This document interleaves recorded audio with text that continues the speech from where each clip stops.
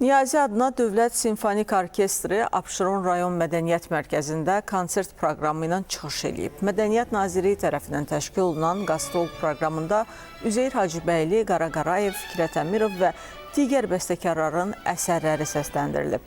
Layihənin məqsədi regionlarda mədəni həyatın canlandırılması, incəsənətin geniş auditoriyaya çatdırılmasıdır.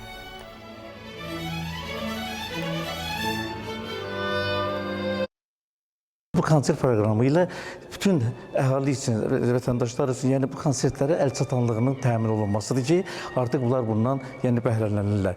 Və bu gözəl bir missiyadır, gözəl bir təşəbbüsdür, alqışlayırıq. Çox sağ olsunlar ki, belə bir tədbirlər keçirilir və biz əminik ki, həmin bu tədbirlər, yəni ki, gənc nəslimizdə, yəni musiqiyə, bu mədəni həyatında öz töhfəsini verəcəkdir. Biz rockda sevirik, cazı da sevirik, muğamı da sevirik. Bütün janrlar gözəldir. Ancaq simfonik musiqi insan qidasıdır. İnsan ruhunun qidasıdır. Bəstəkarlar var ki, olan musiqini dinləməmək mümkündür. İnsan ruhu dincəlir bunlara qulaq asan.